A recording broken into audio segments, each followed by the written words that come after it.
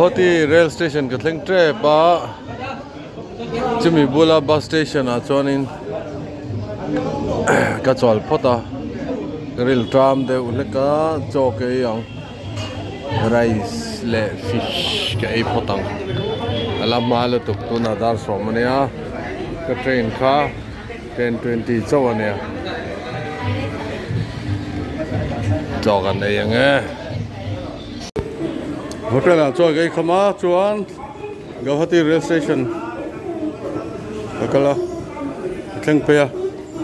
hi escalator hi hello ama ka suitcase le ka bag te here it over ti zialu tuk bonchu hey arit mane tuna platform lampanang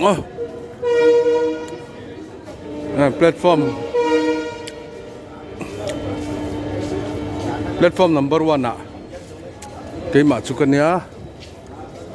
station so ta to bera sonin platform number 1 right side lama hon ka chukanga chuan kalama ema train hi 12:20 nia tuna 10:20 vel nia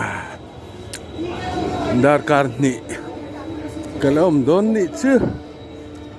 hele train station platform khukan antirang tu Guwahati train station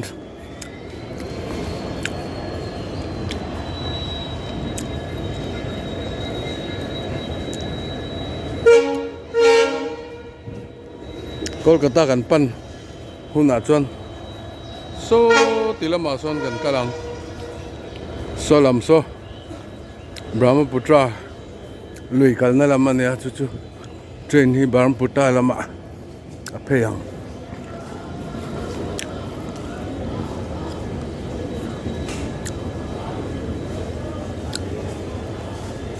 train station train platform train an ngak lai fiala ka train chu mobile lang thailon hi 1 2 3 4 6 Saraigat train ania kukho platform number 1 chukna nia ka suitcase le bag hi arit sia step ahead ka chukpui thingam ti ga ai to ani ko lai thleng ko kuli kam hang mai don mani cheng som nga pein arit over tlat cho mẹ ka du ve box ya keng nem de ulek ani dangain mai pol arit thalel escort pani lian de ka keng tel boka arit ka train chuan na tur hi solam so nung lamania chuanin ka coach hi mi hi nia helai hian khoilang ka thut kha 40 ni hen hemi cabin a hen ka thu hey ka seat number 44 ania mo chuan a coach number hi B1 ania B1 chuan Howrah Guwahati ati na chan chu Guwahati Howrah Guwahati he train hi kalania chuanin ka seat number chu 44 ka ti kha hai hemi cabin a hian 41 atanga 48 thlenga oma chuan solam so malamani hi solama son akal huna so ti son a pheyang chuan kan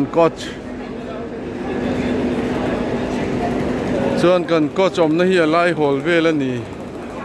na thareu kan coach om na hi alai hol vel anung lam chu salam so ni hai Guwahati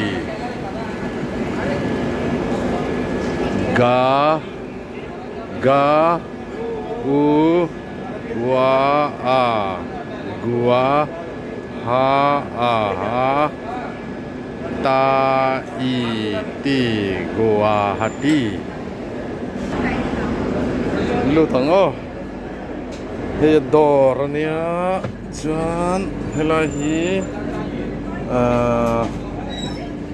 mutbu abal ho khania 12:08 chania minute som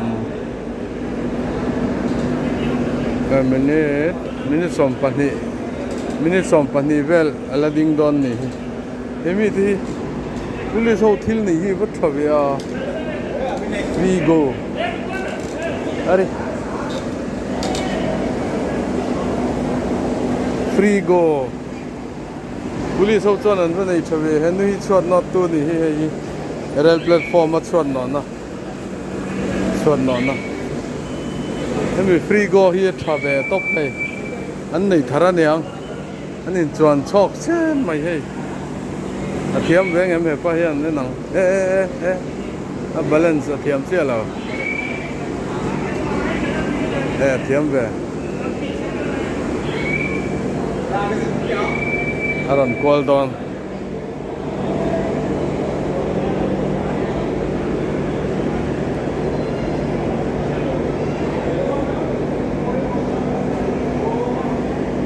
free go ama kwan battery karinga chuan apne na button na control na button thang ngai bokang railway police an ne hateng howi rail atlan huna hian rail chunga hian railway police hi an duty thin bok hei ni danga nga chuan heng thutna te khat vek zel thutna chan chu ka ha ni mai zinvei wa kan tlema a chunga hian seat po hi khat vek lo mai the ni ka seat chu nuam ka seat kan en puyang chewo kong ka le la men da kang platform dang le hi hang hi ni platform dang le so voin Guwahati rail station ka thil mu thar chu he train hi Japan vela bullet train an tiang chi India poina route khoi amot lan tir to ho ang kha hi ta hen om ve tlat mai kan lo se hara bul a platform ate son lo vakal manila thatur ania tuna chuanin kan tlan trep to a kalna manam to lo a chak donin a chung te pon nuam don ani hei hi malamania khoi ru ta tlan tak ni mo nakina google ila kan theyang a train ming po kan theyanga chumi ru ta chuanin a jashan pa zin te po cha ko mani kasit kan lut tong o kasit ta kan thu tong e kasit kan an ti rang cheu क्योंकि 2-3 बैग हो गए ना अभी डिक्लेयर हुई थी हमें सेदिन থেকে सुरीदा এই লোক के सामने हां ट्रेन में helai hi kan ke bin nani chuan kamut na tur hi noi ber hi tun trum chu noi ber ka chang ve tlat ka seat number hi hi ne ka seat number hi 45 ni हमार क्लब जो था nai ko katui le ka hudi ni ai ka ba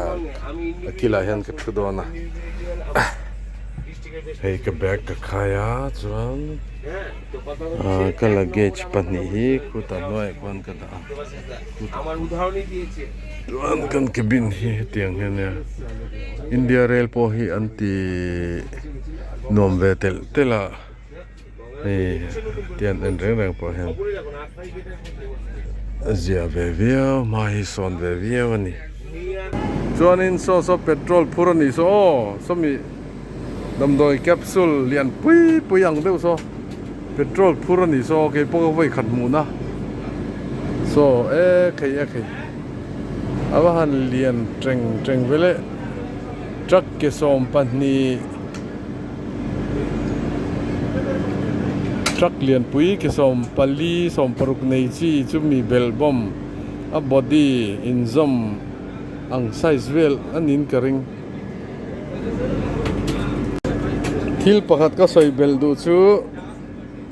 railway track ke anula railway platform track ke fai wang ma khu fai an phiat fai em ahu om khu tui anianga anen zel ro fai vek rim chia pom lo anen kol thalu tuk ringat heng hi BJP sarkar nuwa Swatch Bharat anti ankal puithin kha Swatch Bharat ti chu India hi thiang lim turani ti thupui khania tun ma kan no pan tlei rol cholai te chuan heng platform a railway track re rang hi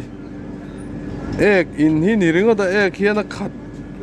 deu ti ti ni abul nai om hi se om em maya ek in khur bula om ang hi kan nia khang hun lai kha ke chuan ka re phave a tun lai thang thar te chuan an hre mia don lowa ekin tikhan rel an ekin hi tikhan a direct hian atla thlani leya hian pona hian atlan lai chuan rel atlan chaka a rel kong a hian tikhan adar ve nuai thina a station ai ro chuanin an mi hring an elo thei si lo mi hring an tam ro pui mai thin sia railway station hi ek hian avum nek nukin aten omina rim che me mai ni nar hu point om ji om lei thei lowa maro chu tuna chuan rail kong hi athiang li me mai ni enge molai tang khan to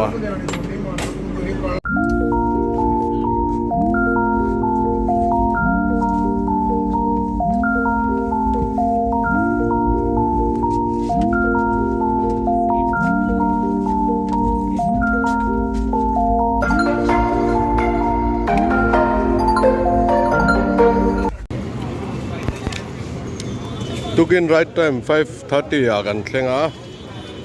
hey hela hepa thingpui hi tui thin lut tuwa hepa thingpui hi ka in to a cheng shom man chuan uber ka cha anga ka pheyang tun han Kolkata hi ala eng thawak lo zingkar avot nom tok lek station so lai so karon chuana ne Howrah bridge po so tlem alang re chuan